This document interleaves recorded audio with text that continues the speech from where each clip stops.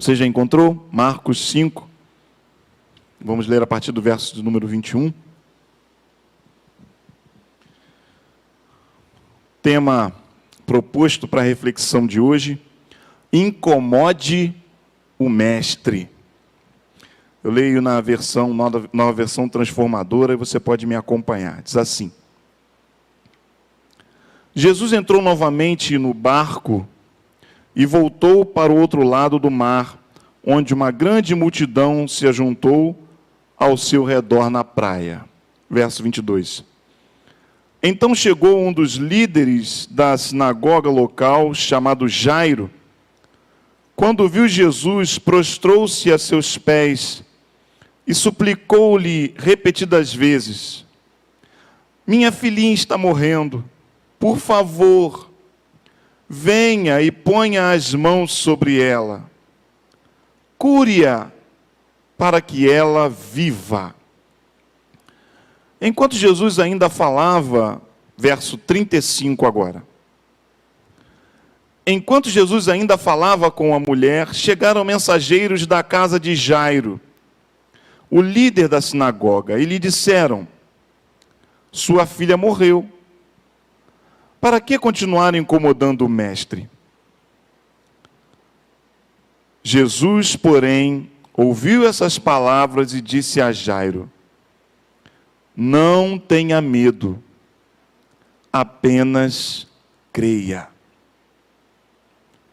Então Jesus deteve a multidão e não deixou que ninguém o acompanhasse, exceto Pedro, Tiago e João, irmão de Tiago.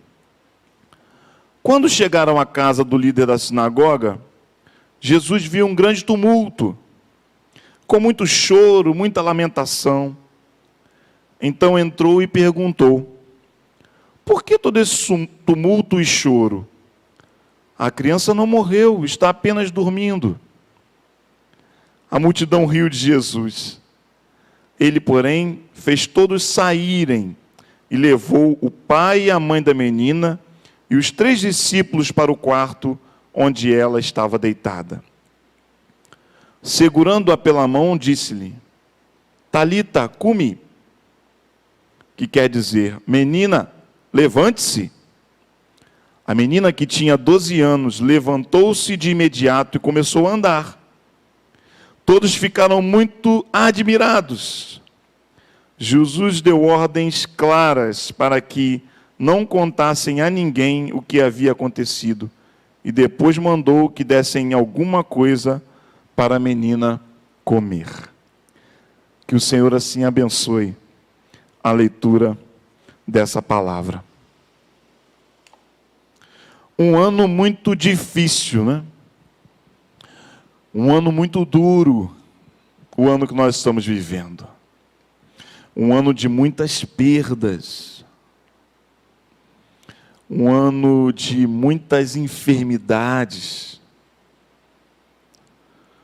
Um ano que está sendo marcado por hospitais lotados, um sistema de saúde que não dá conta, mostrando a nossa incapacidade, um verdadeiro colapso. E isso não está acontecendo apenas no Brasil, acontecendo no mundo inteiro. Quanta dor, quanto sofrimento. É um ano de reavaliação das nossas prioridades, daquilo que realmente importa para cada um de nós. É um ano em que o mundo parou para refletir.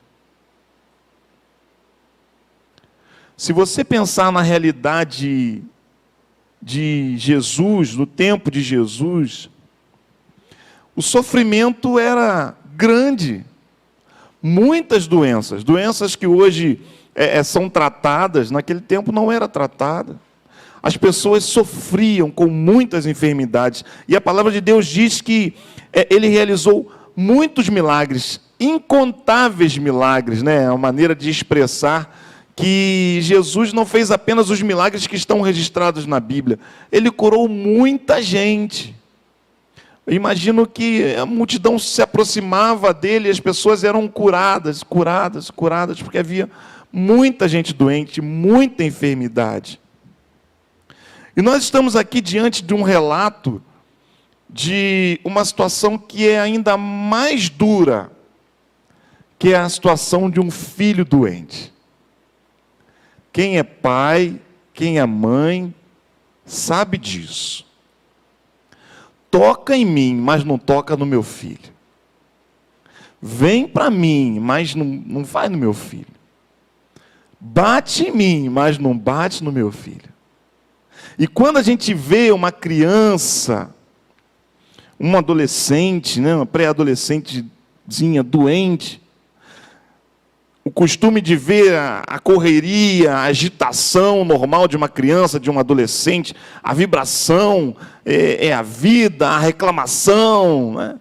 Aquele movimento dentro da casa, e de repente ver aquela criança deitada, prostrada, febre, o médico não tem resposta, ninguém consegue fazer nada, a respiração fraquinha. Pensa no desespero daquela família, pensa na dor daqueles pais. Quantas pessoas estão enfrentando isso hoje? Dor e sofrimento.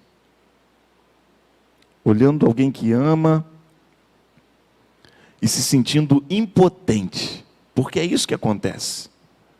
Quando você pensa, não há nada que eu possa fazer. Isso corrói a alma. Isso machuca ainda mais a gente. E é essa a condição de Jairo. É nessa condição que aquele líder da sinagoga chega a Jesus.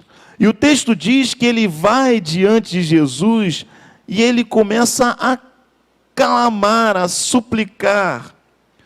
O verso número 23 diz que ele suplicou repetidas vezes: minha filhinha está morrendo, por favor, venha e ponha as mãos sobre ela, cure-a para que ela vive.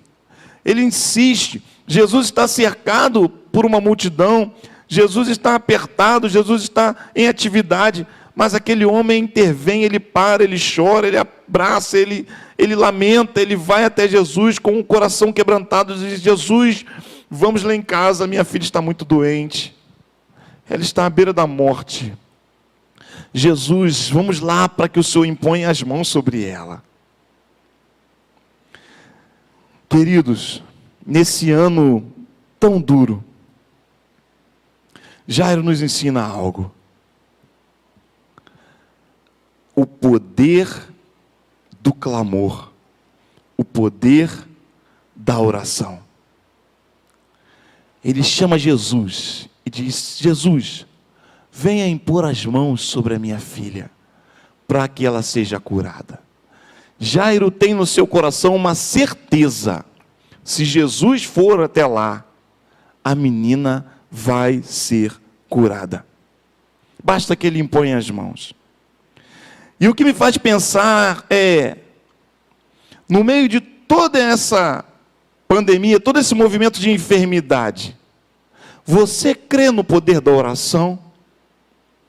Quando você ora, quando você intercede por alguém que está enfermo, é com esse sentimento, com esse desejo de cura que você fala com Deus?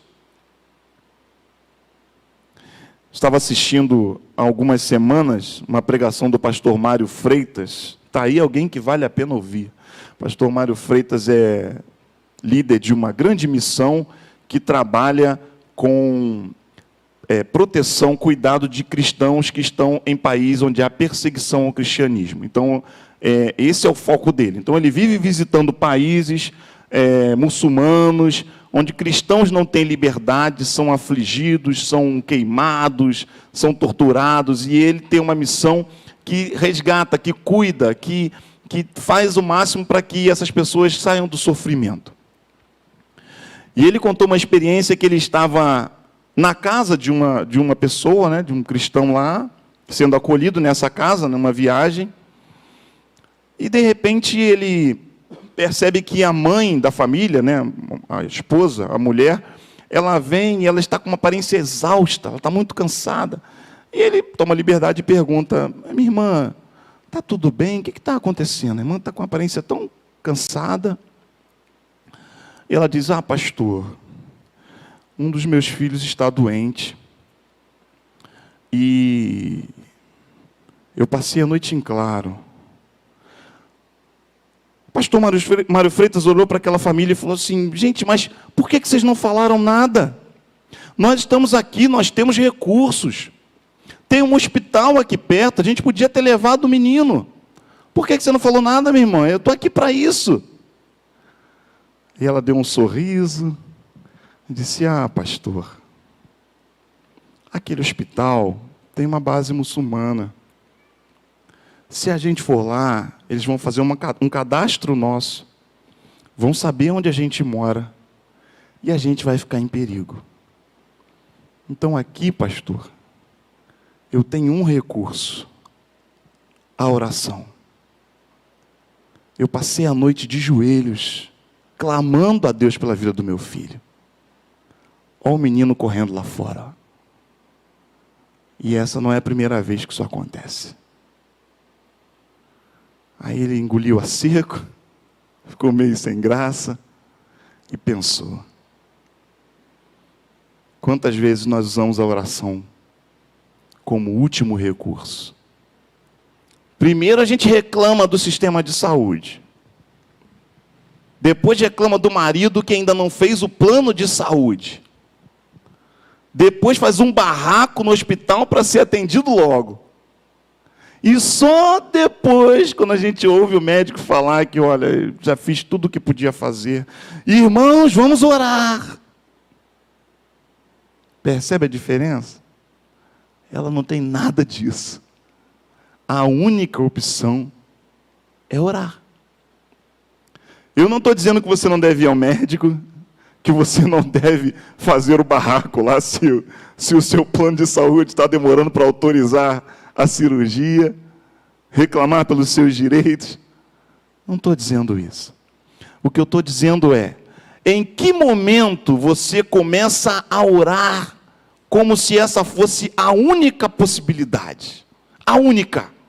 Em que momento você vai a Deus, você vai a Jesus como Jairo, que se aproxima de Jesus e diz: vem na minha casa, porque a minha filhinha não está bem. Em que momento você tem levado as pessoas a Cristo em oração, com o coração quebrantado e sincero? É isso que está acontecendo aqui. Isso é um ensinamento para nós. Nós não podemos deixar de crer no poder da oração. Não podemos achar que a última palavra é a palavra de um especialista, cirurgião experiente, homem que já viu muitas pessoas passarem por aquela situação. Não podemos ter essas atitudes como a última, essa palavra como a mais relevante. Onde está Deus? Onde está o poder da intercessão? Precisamos clamar, irmãos. Há muita gente doente. E há muita gente que pode ser curada pelo poder da oração. Eu creio nisso, você crê? Jairo vai a Jesus. E o verso 24 vai dizer que Jesus foi com ele. Jesus para o que está fazendo e atende ao pedido daquele homem que clama. Acontece um outro evento, você tem aí no texto, né? No caminho, Jesus é interrompido.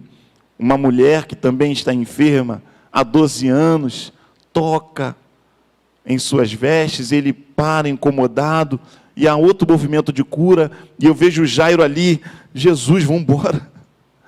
Vamos, Jesus. E de repente, quando eles resolvem ir, o verso 35, Jesus ainda está falando com a mulher.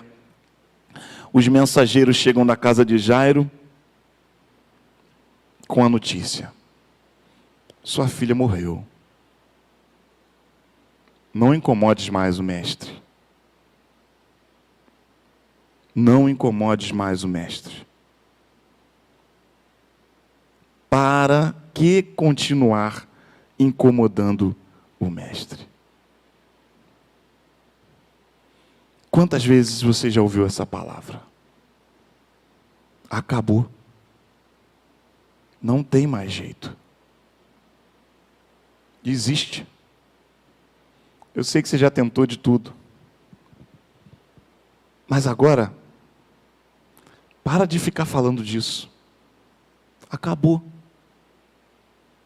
Em quantos problemas da vida nós somos cercados de pessoas que olham para nós e dizem isso: olha, eu já vi vários casos como o do seu casamento. Não tem jeito. Eu já vi vários adolescentes com esse comportamento do seu filho. E já sei onde isso vai dar.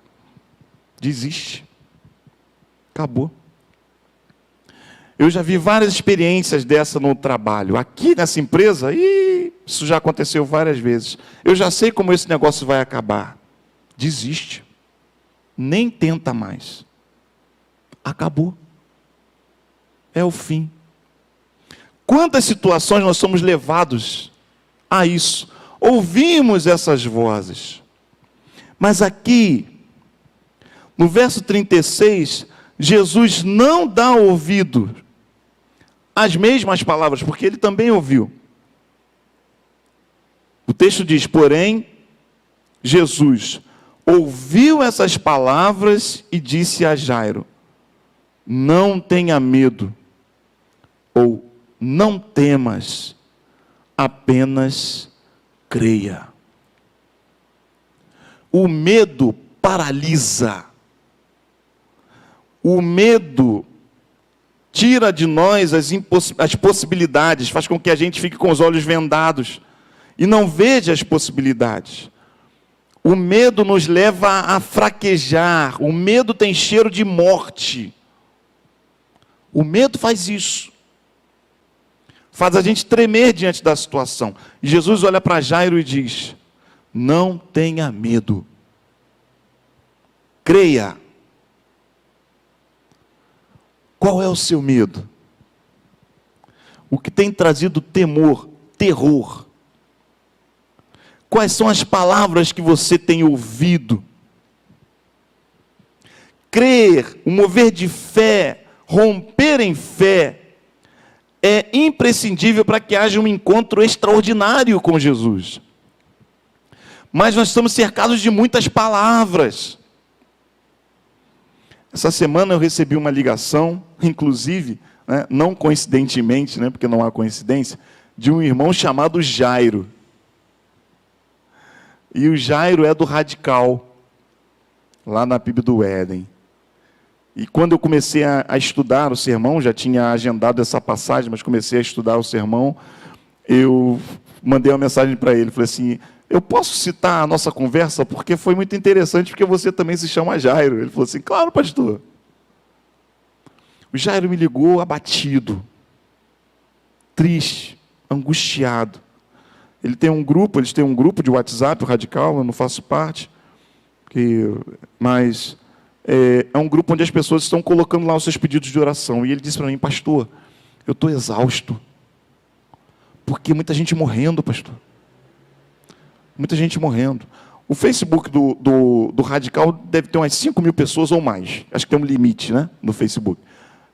Muita gente. E ele falou: pastor, é muita gente sendo internada. Tem muita gente morrendo.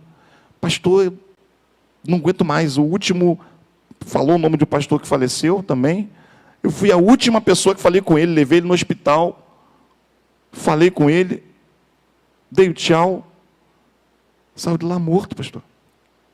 Perdemos outro amigo agora essa semana, o senhor conhece? Novo. Pastor, está pesado. E aí Jairo, vamos orar. Ele falou: pastor, minha filha acabou de sair da quarentena. Não sabe a tensão que a gente viveu aqui em casa. Ela acabou, está liberada da quarentena agora. Eu orei por ele. Ministrei uma palavra ao grupo do Radical, uma palavra de fé, de esperança. E quando eu comecei a preparar essa mensagem, eu liguei para ele e falei: Jairo, é o mesmo Jairo, né? O Jairo da Bíblia, lá do texto, ele teve que escolher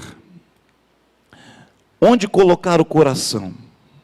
Nas notícias que acabou de receber, vinham da sua casa, ou no encorajamento de Jesus. Ele teve que escolher. O que vai ocupar o seu coração?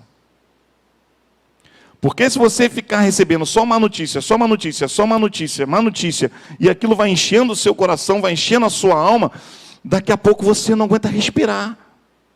E eu falei para ele, Jairo, desliga esse WhatsApp, sai, fica fora desse grupo aí uma semana, tira uma semana no monte, em oração, livre de tudo isso, senão você não vai aguentar.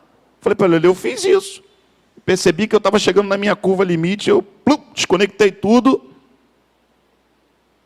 fui para o colo do papai, recarregar as baterias e voltar para a realidade. Porque se você só assiste na televisão, ouve no rádio, acessa a rede social e está se embriagando de más notícias, o que você vai ter no seu coração? Morte, morte, morte e morte. É uma realidade? É, mas o que vai tomar o seu coração? A notícia que vem de casa, não tem mais jeito. Ou a palavra do mestre, não tenha medo, creia, creia. O que vai tomar conta do seu coração? Receba o encorajamento de Jesus. Não tema, creia, creia.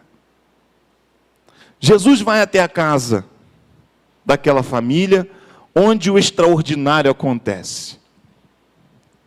Mas existem detalhes importantes nesse movimento aqui. Quando Jesus chega, a casa está cheia, já era conhecido, tem um tumulto, mulher chorando, gente desesperada, não acredito, uma adolescente cheia de vida, tão alegre, a gente tinha planos para ela, como assim? E Jesus para e diz, o que está acontecendo aqui? A menina está dormindo. As pessoas zombam. E aí sabe o que Jesus faz? Jesus impede que as pessoas vejam o milagre. Sabe por quê?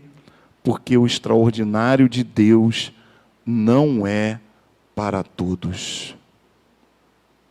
Preste atenção nisso.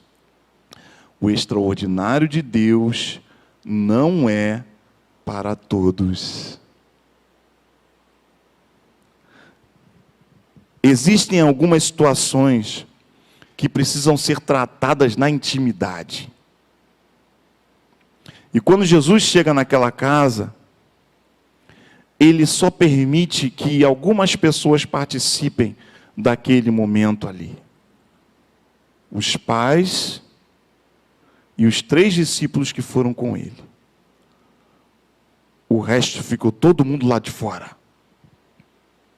O que é que isso nos ensina? Existem situações, existem problemas que são íntimos, são da família, são do casal, é o pai com o filho, e aquilo precisa ser curado, tratado, resolvido ali naquele núcleo pequeno. Não pode espalhar. Não pode ser postado nas redes sociais. Por quê? Pastor, todo mundo sabe da nossa vida. Eu não vivo com máscaras, tirando essas, que a gente agora tem que usar. Algumas estilosas, notinhas musicais, combinando com a blusa. Tem gente que é bom nesse negócio de máscaras. Mas a minha vida é um livro aberto, todo mundo sabe. Claro que a gente não tem que ser falso, mas a gente tem que proteger a família. Existem questões que são íntimas. E se as pessoas souberem, elas vão distorcer. Eu sempre falo isso em curso de casais, né? Tem situações que você tem que cuidar, tratar só o casal. Sabe por quê? Porque aí você conta para sua mãe, a filha, né? Aí sabe o que acontece? Tem aquela música, né? Até uma heresia eu cantar aqui. E se de dia a gente briga... Pode cantar essa música aqui, Lia? Não pode, né? Mas você é casal. Perdoa, Senhor. É só para ilustrar. E aí, de dia a gente briga, à noite a gente resolve. Não é assim, Lúcio? A gente resolve.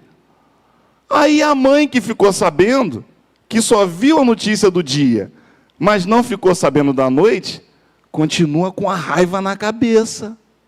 Aí quando ele chega lá, ela ainda está olhando para ele atravessada. Estou sabendo aí, minha filha.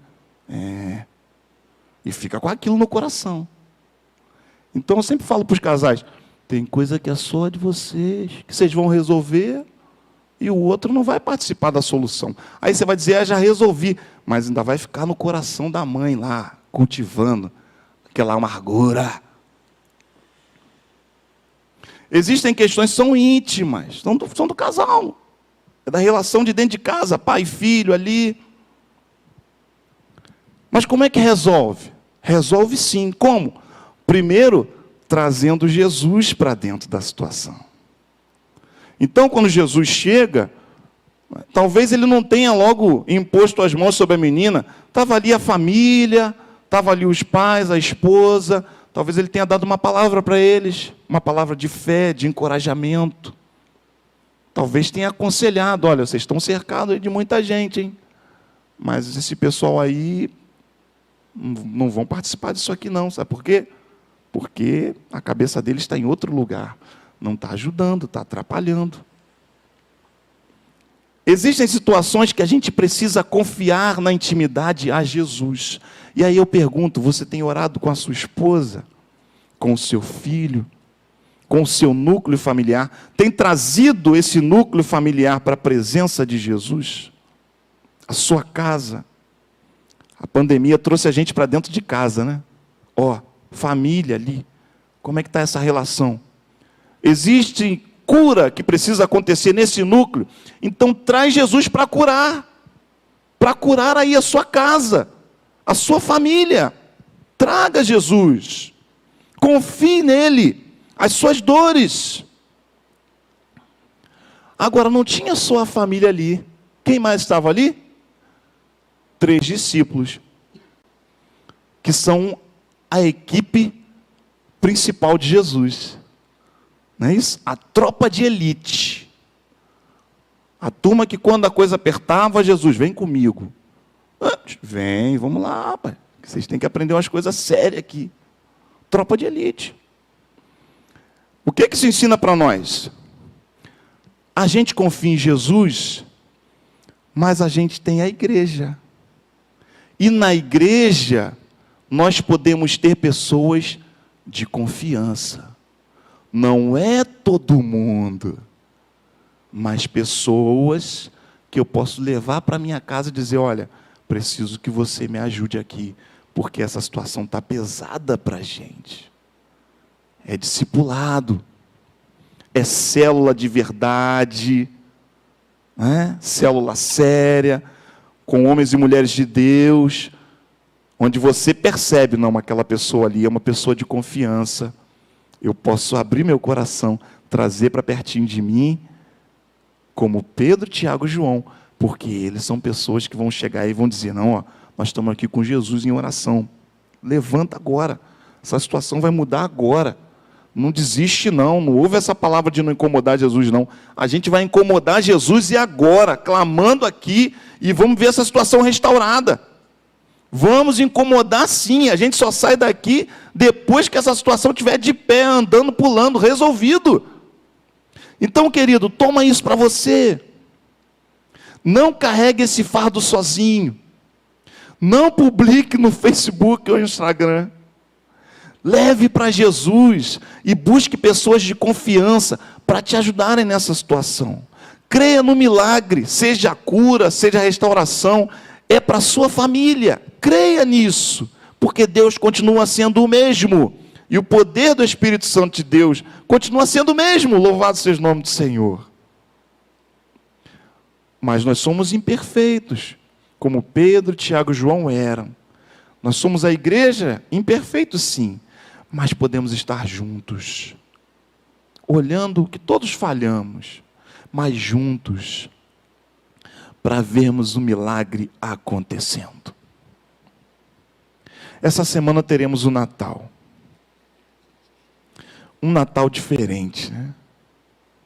Talvez você não vá reunir a sua família como você gostaria.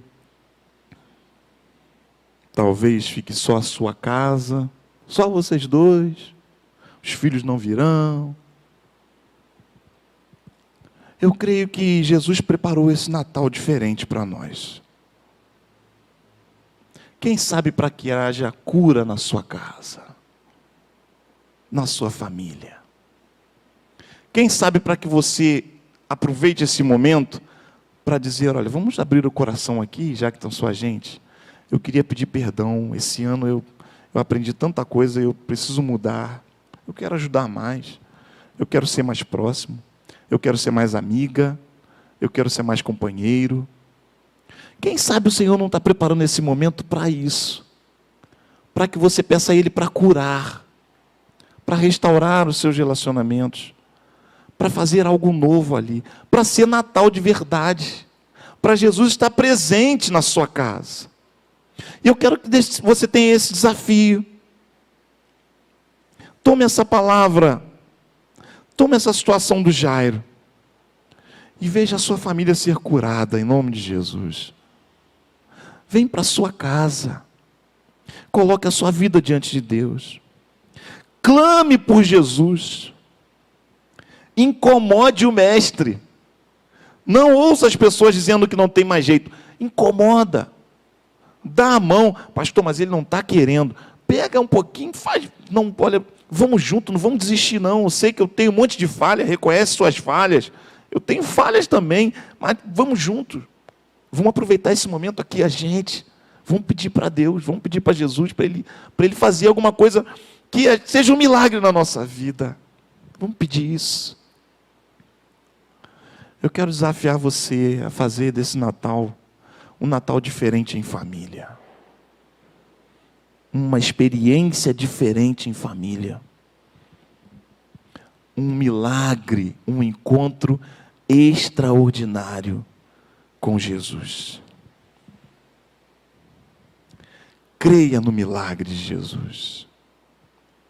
Peça ajuda a pessoas de confiança, se estiver pesado demais. Não se esconda. Todos nós temos problemas. Peça ajuda, mas creia. Creia. Não importa a enfermidade, não importa a dor, não importa a situação. Creia no poder da oração. Vamos orar?